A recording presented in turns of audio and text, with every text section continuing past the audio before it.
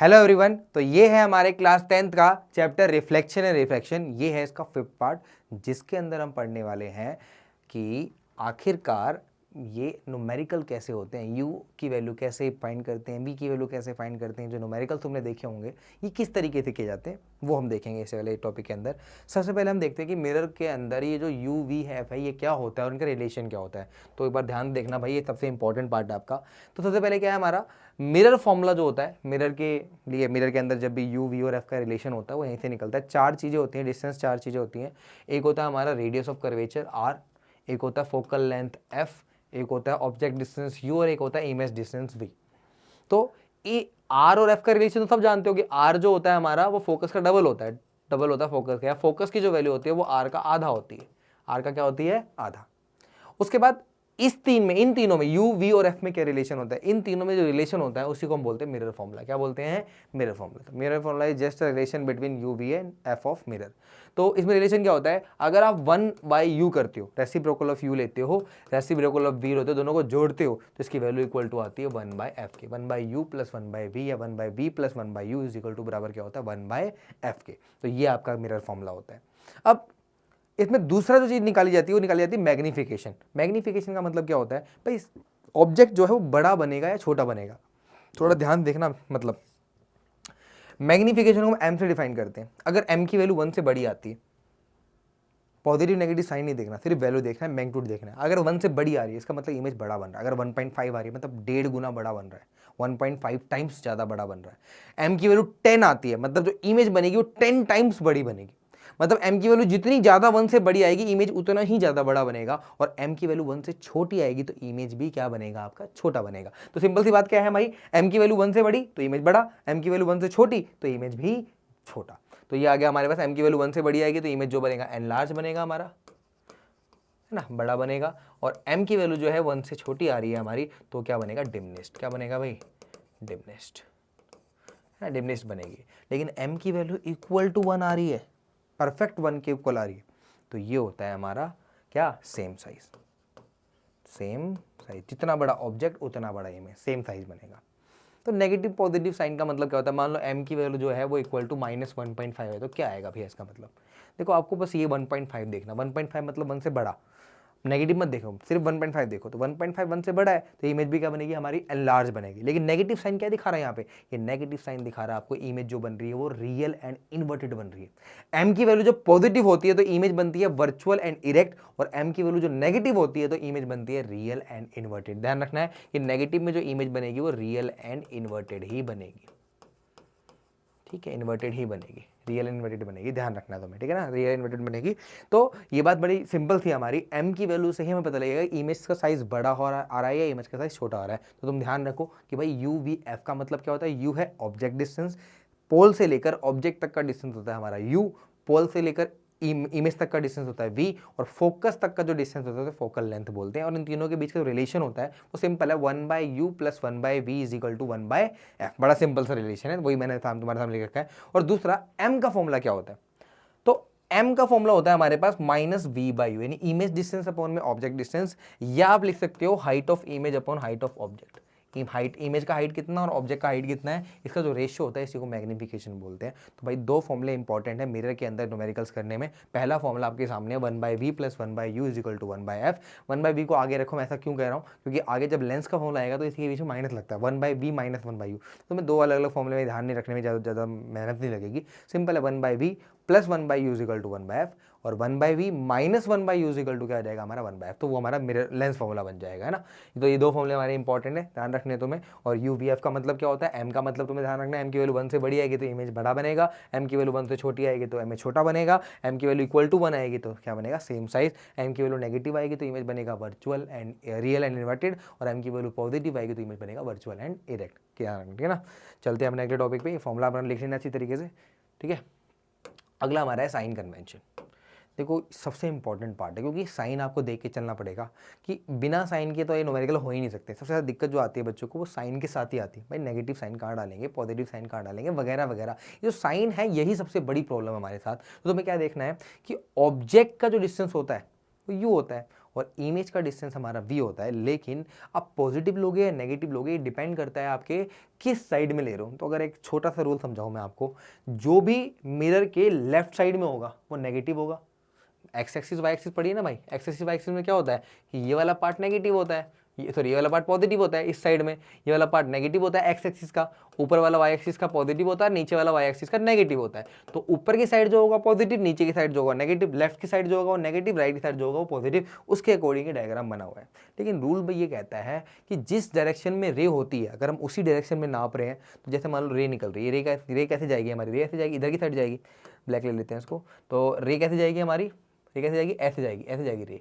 अगर रे ऐसे जा रही है हमारी, तो हम नाप कहाँ रहे हैं, पोल से स्टार्ट करते हैं हमेशा डिस्टेंस नापना, तो हम नाप किधर डायरेक्शन में, इधर नाप रहे हैं, यू को ऑब्जेक्ट को नापने के लिए हम उधर की साइड नाप रहे हैं, उल्टी डायरेक्शन में नाप रहे हैं। अगर उल्टी डायरेक्शन में नापेंगे तो इसका मतलब क्या है कि आपका जो इमेज का डिस्टेंस आएगा, वो ऑब्जेक्ट का जो डिस्टेंस आएगा वो क्या आएगा, नेगेटिव, क्योंकि अपोजिट डायरेक्शन में तुम नाप रहे हो, अपोजिट डायरेक्शन में नापोगे तो नेगेटिव ही आएगा। तो यहाँ जो आपका डिस्टेंस आएगा वो नेगेटिव आएगा।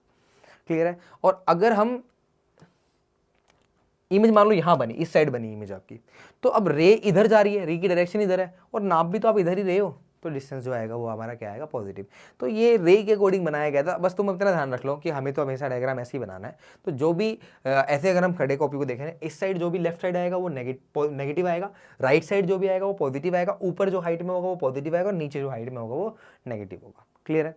तो ये आपको ध्यान रखना है पूरा का पूरा। एक्स और वाई एक्सिस के अकॉर्डिंग तुम याद, एक्स और वाई एक्सिस के हिसाब से याद कर सकते हो कि एक्स का यहाँ पे पॉजिटिव होता है तो इधर राइट साइड पॉजिटिव होगा, लेफ्ट साइड नेगेटिव होगा, ऊपर की साइड जो होगा वो पॉजिटिव होगा, नीचे की साइड वो नेगेटिव होगा। उसी के अकॉर्डिंग जो है ये आपको याद रहेगा कि लेफ्ट साइड सारा का सारा जो भी डिस्टेंस होता है नेगेटिव आता है, राइट साइड सारा पॉजिटिव होता है, ऊपर पॉजिटिव और नीचे नेगेटिव होता है। क्लियर है।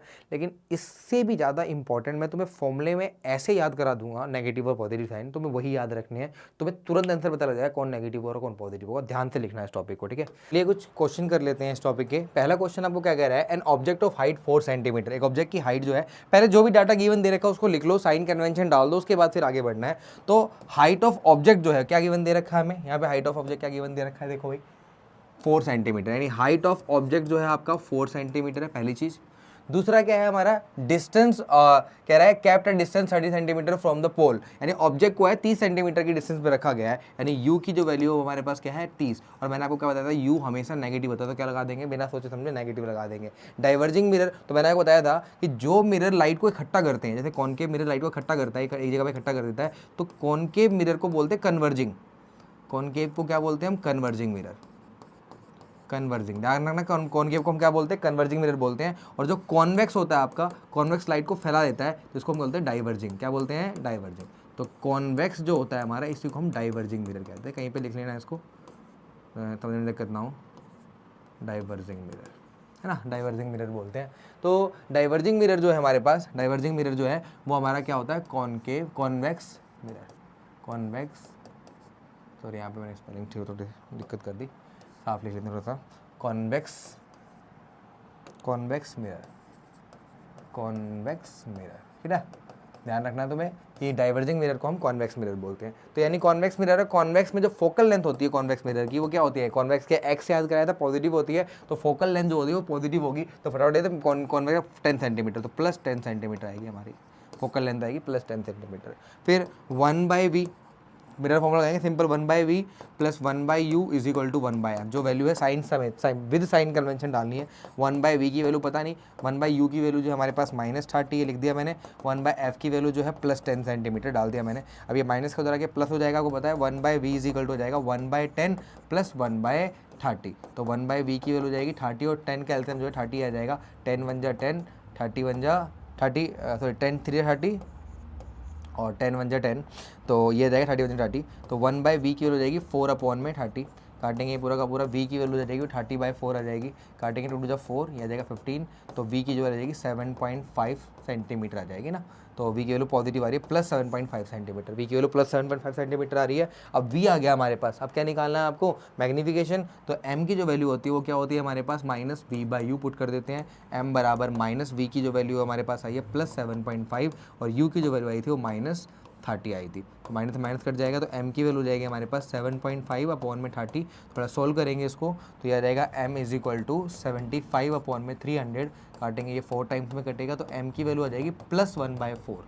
एम की वैल्यू पॉजिटिव दिखा रहा है, वर्चुअल इनडायरेक्ट 1/4 मतलब 1 से छोटा आ रहा है, इमेज जो बनेगी वो क्या बनेगी, छोटी बनेगी। तो ये वर्चुअल इनडायरेक्ट साइज छोटी बनेगी, कितनी बड़ी बनेगी साइज, तो आपको पता है कि एम का एक और फॉर्मूला होता है height of image upon height of object. M की जो वैल्यू हमारे पास वो कितनी है, एम की वैल्यू कितनी है 1/4 आई है, हाइट ऑफ इमेज निकालनी है, और हाइट ऑफ ऑब्जेक्ट कितना था हमारे पास 4 सेंटीमीटर था, तो यहाँ पे 4 सेंटीमीटर डाल दिया, तो हाइट ऑफ इमेज आ जाएगा 4/4 कट के कितना आ जाएगा 1, यानी आप कह सकते हो कि हाइट ऑफ इमेज जो आ जाएगा +1 सेंटीमीटर आ रहा है, 1 सेंटीमीटर। तो हाइट ऑफ इमेज कितना हमारा +1 सेंटीमीटर पॉजिटिव दिखा रहा है, वर्चुअल इनडायरेक्ट, और 1 क्या दिखा रहा है आपका, साइज इक्वल बनेगा। तो ये आपका पूरा का पूरा क्वेश्चन। चलते हैं नेक्स्ट क्वेश्चन पे। अगला क्वेश्चन क्या कह रहा है, बिल्कुल सेम यही है, यूवी की वैल्यू साइन समेत डालनी है आपको, पुट करके तुरंत निकालते हैं, ज़्यादा कुछ करने की जरूरत नहीं है इसके अंदर, ज़्यादा मेहनत नहीं है आपकी, ठीक है। तो नेक्स्ट क्वेश्चन में चलते हैं अपने अगले क्वेश्चन में क्या कह रहा है। अगला क्वेश्चन क्या कह रहा है हमारा, the radius of curvature of concave mirror is 15 centimetre, radius of curvature 50 centimetre है, यानी आर की जो वैल्यू है वो कितनी है हमारे पास 50 centimetre, 50 centimetre radius of curvature. अब आपसे कह रहा है कि where should the object be place, object को कहाँ पे रखा जाए कि जो इमेज बने वो इन्फिनिटी बन जाए। अरे इमेज इन्फिनिटी बनाने के लिए एक ही जगह होती है, सिर्फ फोकस पे रखना पड़ेगा। फोकस पे अगर आप ऑब्जेक्ट को रखते हो तो इमेज अपने आप ही कहाँ बन जाता है, इन्फिनिटी पे। अगर इसका आर 50 सेंटीमीटर है तो फोकस कितना हो जाएगा, 50 का आधा, यानी कितना हो जाएगा 25 सेंटीमीटर पे। यानी if we want image at infinity we have to place object at focus यानी at 25 सेंटीमीटर, 50 सेंटीमीटर 25 सेंटीमीटर पे रख दो, फोकस पे रख दो, इमेज अपने आप इन्फिनिटी बन जाएगी। ये इसका आंसर है ना, इजी था ये हमारा, कॉमन सेंस का क्वेश्चन था। चलते हैं नेक्स्ट क्वेश्चन की तरफ। अगला क्वेश्चन क्या कह रहा है हमारा, an object is place 20 centimetre, एक ऑब्जेक्ट है हमारा 20 सेंटीमीटर एंड 20 सेंटीमीटर पे रखा हुआ है in front of concave mirror, focal length 50 centimetre, यानी एक ऑब्जेक्ट है यू की जो वैल्यू उसकी 20 सेंटीमीटर है। अब यू तो हमेशा नेगेटिव होता है, नेगेटिव लिख देंगे। कॉनकेव मिरर है तो फोकल लेंथ भी क्या आएगी हमारे पास, नेगेटिव आएगी, -15 सेंटीमीटर।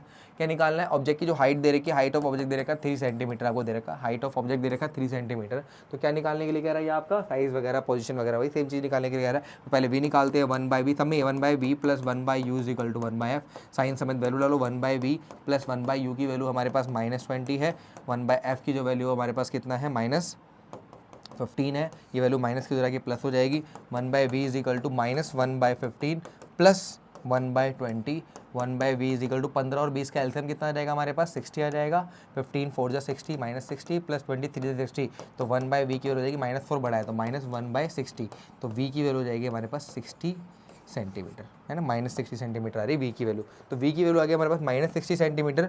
अब उसके बाद फिर हमारे पास वी की वैल्यू -60 सेंटीमीटर आ गई। अब क्या निकालना है हमें, एम निकालना है, तो मैग्नीफिकेशन = क्या आ जाएगा -b/u, एम की वैल्यू हो जाएगी -60 और u की जो वैल्यू हमारे पास वो कितनी थी हमारे पास, u की वैल्यू कितनी थी हमारे पास -20, तो -20 डाल देंगे, माइनस से माइनस कट जाएगा, 20 3 जा 60 -3 आया, तो मैग्नीफिकेशन आया -3। नेगेटिव क्या दिखा रहा है, इमेज जो बनेगी रियल एंड इन्वर्टेड, नेचर जो बना वो क्या बना, नेचर जो बना वो क्या बना, real and inverted, real and inverted, nature बना रियल इन्वर्टेड। और साइज़ भी निकालना हमें, तो इमेज की साइज़ भी निकालनी है, तो साइज़ कैसे निकालेंगे हम, साइज़ कैसे निकालेंगे, तो आपको होता है मैग्नीफिकेशन का फॉलो होता है height of image upon height of object. तो मैग्नीफिकेशन कितनी है हमारे पास, मैग्नीफिकेशन कितनी आई थी -3, हाइट ऑफ इमेज निकालनी है, ऑब्जेक्ट की हाइट कितनी है हमारे पास 3 सेंटीमीटर, तो इमेज की जो हाइट जाएगी हमारे -9। नेगेटिव क्या दिखा रहा है, इमेज इन्वर्टेड बन रही है, उल्टी बन रही है, तो 9 सेंटीमीटर की हाइट की इमेज बनेगी। और इमेज कहाँ बनेगी 60 सेंटीमीटर, और नेगेटिव क्या देगा इन फ्रंट ऑफ मिरर, तो in front of mirror 60 centimetre बनेगी। तो ये सारा का सारा हमारे पास नॉर्मल था, न्यूमेरिकल था हमारा। नेक्स्ट ऐसे ही हमारा सेम क्वेश्चन है, देखते हैं अगला क्वेश्चन में क्या है। An object of is place at a distance of 12 centimetre, इस बार ऑब्जेक्ट को 12 सेंटीमीटर प्लेस करा गया है, यानी यू की जो वैल्यू है हमारे पास 12 सेंटीमीटर, 12 सेंटीमीटर है, नेगेटिव, यू तो ऑलवेज नेगेटिव होता है। उसके बाद कॉनकेव मिरर है और फोकल लेंथ गिवन दे रखी है आपको कितना 30 सेंटीमीटर, रेडियस ऑफ कर्वेचर दे रखी है, आर की वैल्यू है हमारे पास 30 सेंटीमीटर, तो फोकल लेंथ निकाल लेते, फोकल जो होता है वो आर का आधा होता है, यानी 30 का आधा हो जाएगा, ये 15 सेंटीमीटर हो जाएगा, और कॉनकेव है तो नेगेटिव आएगा, तो -15 आएगा, तो एफ की वैल्यू हो जाएगी -15 सेंटीमीटर। फोकल लेंथ भी आ गया, यू भी आ गया, अब क्या करना है, फॉर्मूला लगा दो, 1/v + 1/u = 1/f, 1/v की जो वैल्यू हमारे पास वो कितनी है, v की वैल्यू कितनी है हमारे पास निकालनी है, 1/u की वैल्यू कितनी है हमारे पास -12 है, 1/f की वैल्यू कितनी है हमारे पास -15 है, ये माइनस को जरा के प्लस हो जाएगा, 1/v = -1/15 + 1/12, 1/v 15 और 12 का एलसीएम कितना होता है, फिर 60 होता है, 15 4 जा 60 और 12 5 जा 16 होता है, तो 1/v इज इक्वल टू आ जाएगा हमारे पास 1/60 और v की वैल्यू कितनी आ जाएगी हमारे पास 60 सेंटीमीटर, 60 सेंटीमीटर पे आपका इमेज बनेगा। हाँ, पॉजिटिव का मतलब क्या है, बिहाइंड द मिरर बनेगा, बिहाइंड द मिरर इमेज बनेगी हमारी।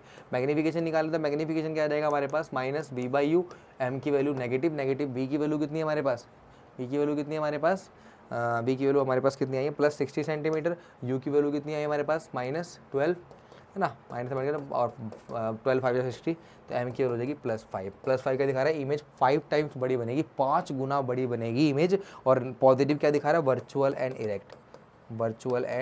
इरेक्ट, तो इमेज बनेगी वो वर्चुअल इरेक्ट बनेगी और 5 टाइम्स बड़ी बनेगी, ठीक है ना, 5 गुना बड़ी बनेगी। और कहाँ बनेगी, behind the mirror at 60 centimetre, behind plus का मतलब बिहाइंड द मिरर बनेगी, बिहाइंड द मिरर बनेगी, ठीक है भाई। तो इस तरह के न्यूमेरिकल आपके आते हैं जिसमें साइन कन्वेंशन के साथ बस आपको दो फॉर्मूले याद रखने हैं, एक 1/v + 1/u = 1/f और m = -v/u, तो आप आसानी से सारे न्यूमेरिकल कर सकते हैं। हम और क्वेश्चन लेके आएंगे प्रीवियस ईयर क्वेश्चन के, लेकिन आपको तब तक इनके क्वेश्चंस और आपको टॉपिक्स अच्छे से रिवाइज कर लेना है। मिलते हैं नेक्स्ट पार्ट में नेक्स्ट कॉन्सेप्ट के साथ। Thank you.